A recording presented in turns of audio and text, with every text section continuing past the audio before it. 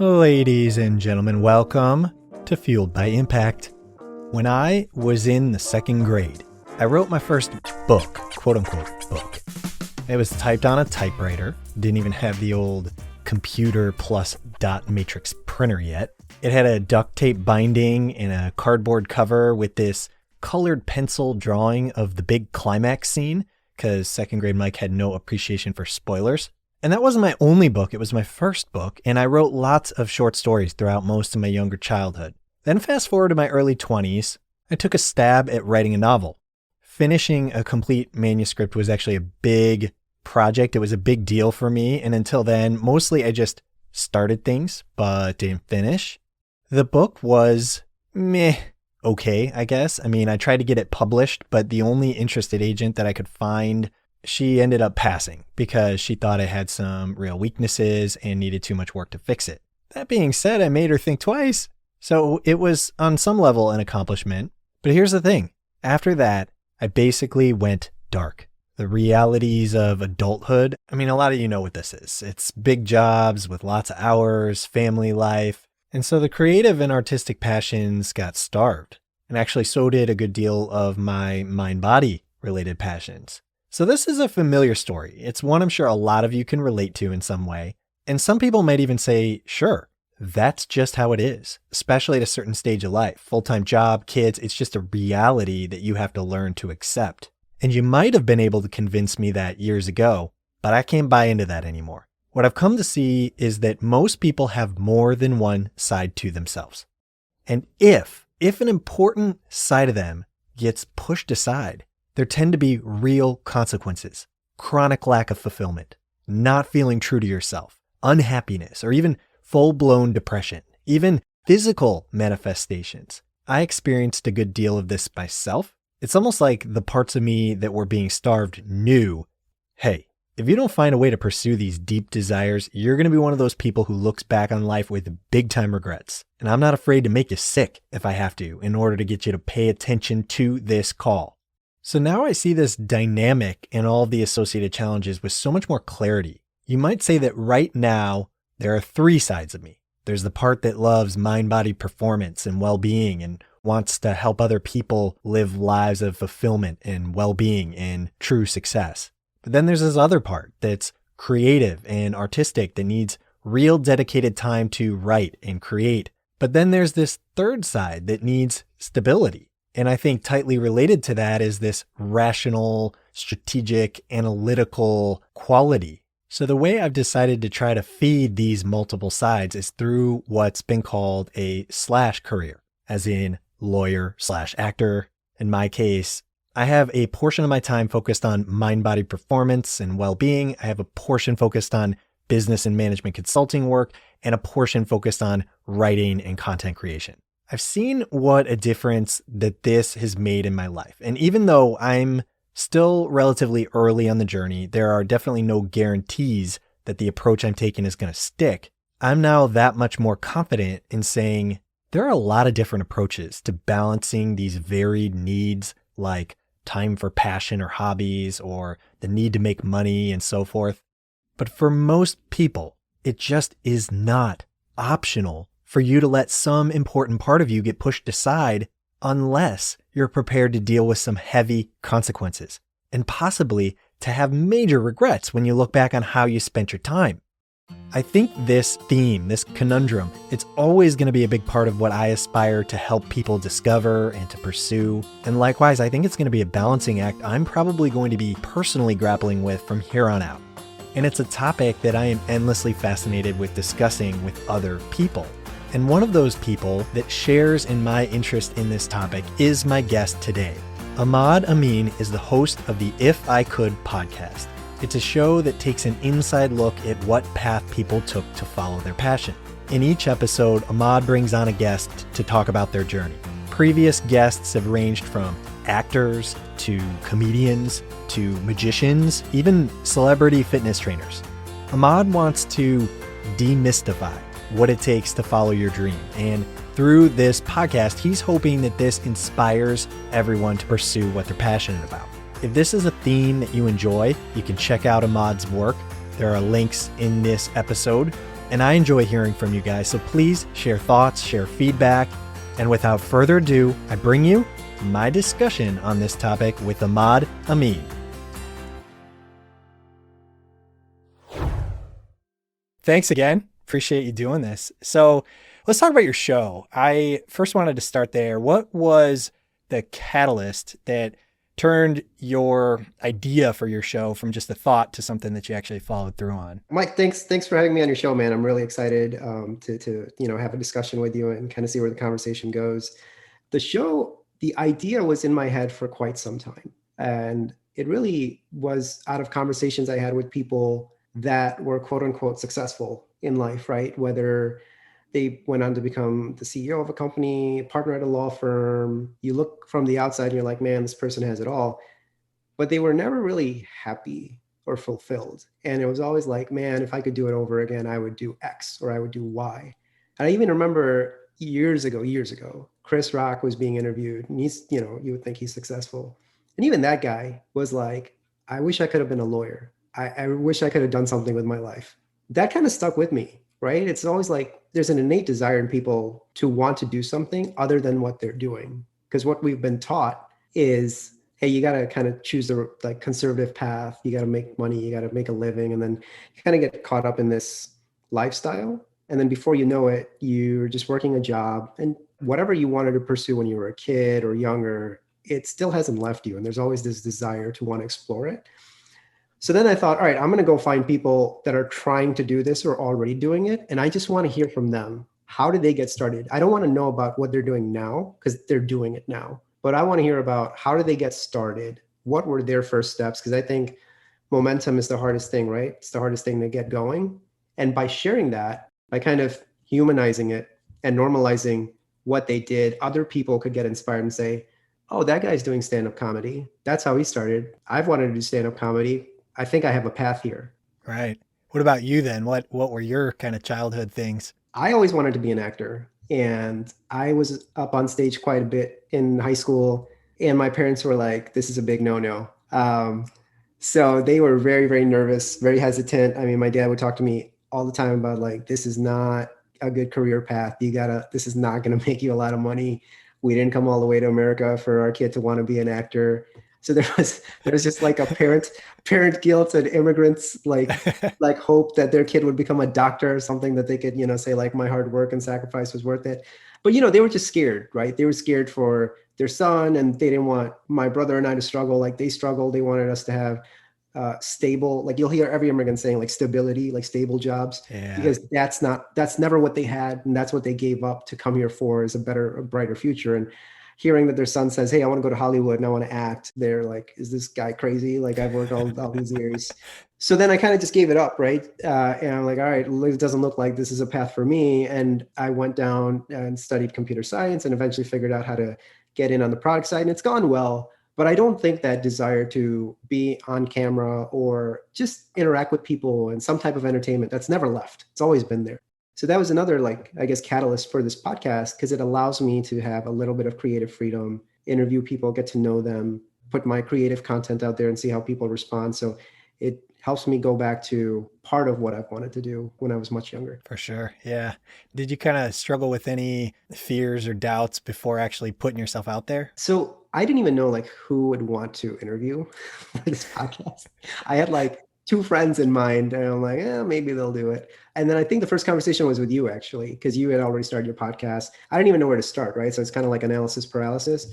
It's like, what equipment do I need? How do I record this? What software do I need? How much time is this going to take? You and I have talked about, just our family's growing, and we have little ones, and there's so much responsibility there. So you could think of a million excuses not to start. And for a long time, I just kept harping on that. I don't have time, but you have to make time. So I think the first conversation with you around, let me just logistically figure out what I need. Do I need a microphone? How do I record? How do I edit? So you really helped me at least get that out of the way. And then once we had that conversation, I was like, all right, let me at least try to get 2 people lined up for the podcast.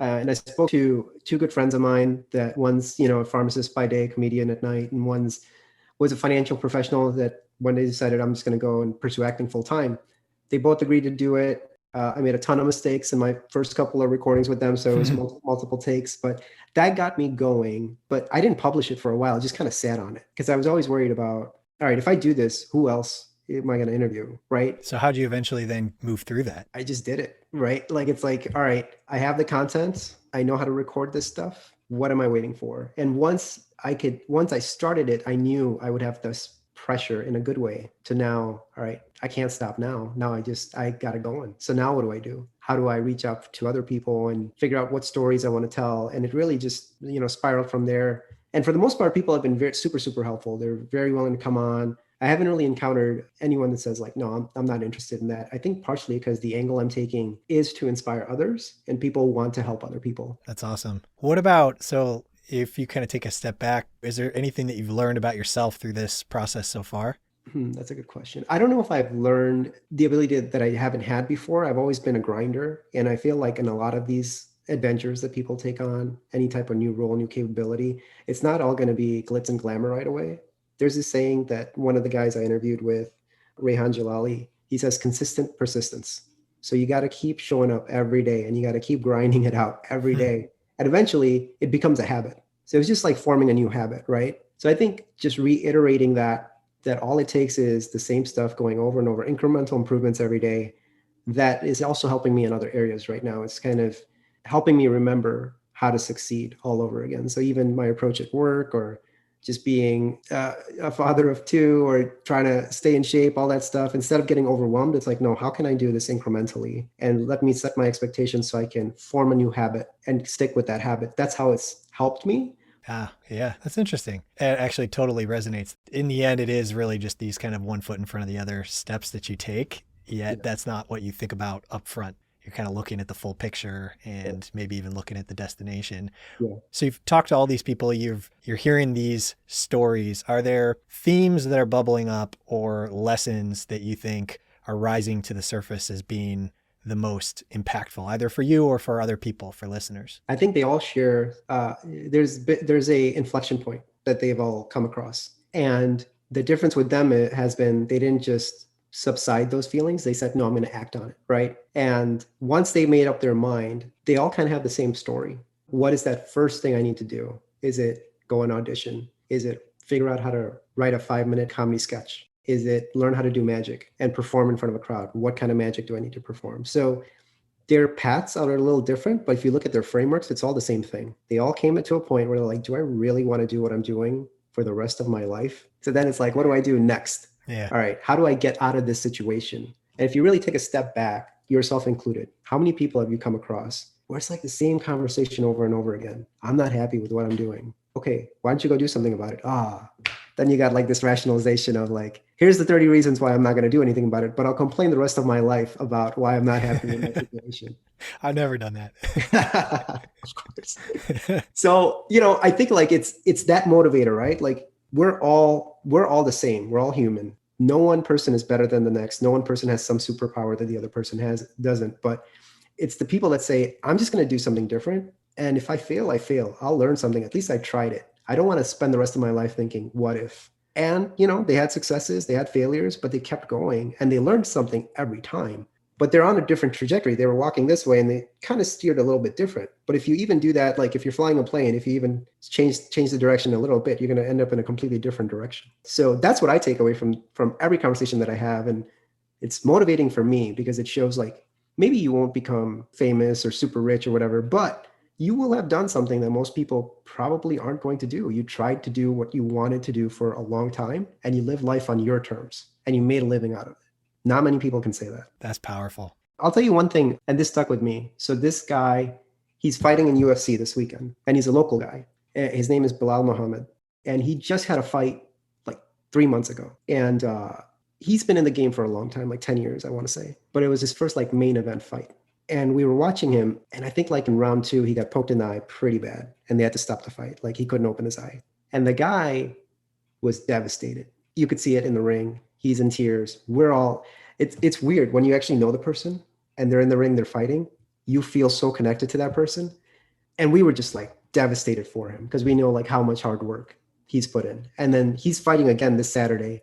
And there was a quote by him and he said, You look at me crying in the ring, and I'm paraphrasing here, and he says, and you ask, why is he crying? And he's like, it's the work you don't see. It's how many hours I spend every day learning how to fight, the discipline, eating right, grinding it out, getting to the point where I could be at a main event.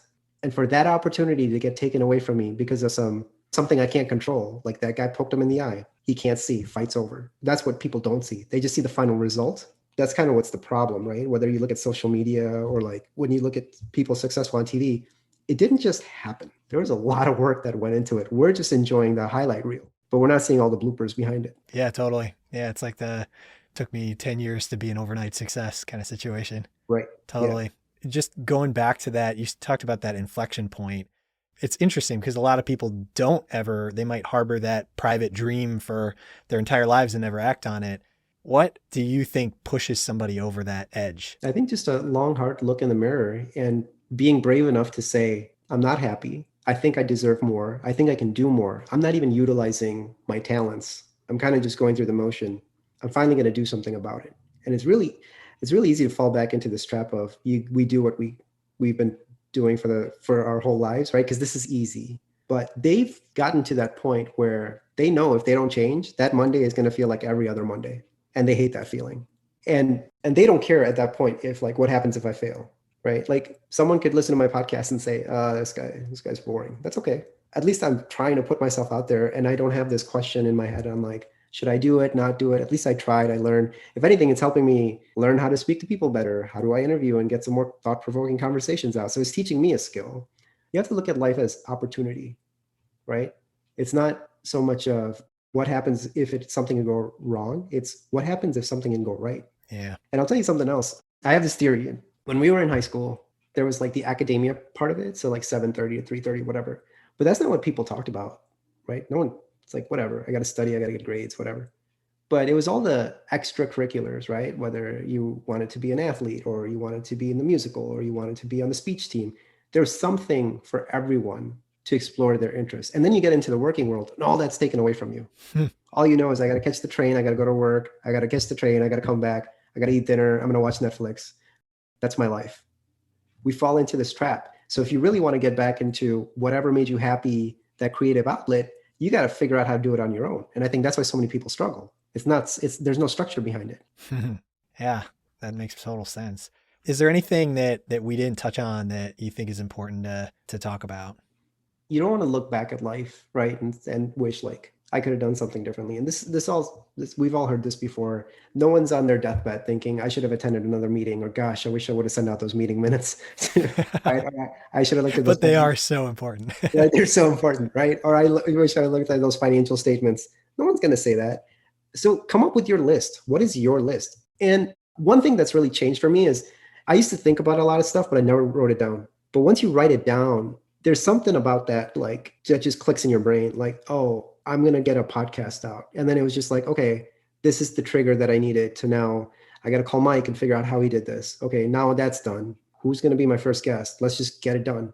But until I wrote it down, it was like 2 years of me just saying like, yeah, I got to do this, whatever. So I think that whatever that powerful like mind connection is to like make it happen, and manifestation and all this stuff you hear nowadays, there's a lot to be said for that. If you have an idea, write it down, right? And then think about like, what is the first thing I need to do to figure out if this works for me? We do this in product management, rapid prototyping. Let's figure out if this sticks or not. Oh, let's do a storyboard. We come up with all this stuff at work, and then we come back to our lives and we're like, I don't know how to do anything. Storyboard it out, write it out. What's that first step you need? And then if it doesn't work, cool. What'd you learn from it? Do you still want to continue? If not, what's your next idea? And eventually you'll find the idea, just like you find the product that works for your market and that works for your life. And then you just go from there. That's awesome. Thank you for having this conversation. Thanks, pal. Got a cool story to share? Hit me up at MikeCav.com. That's MikeKav.com.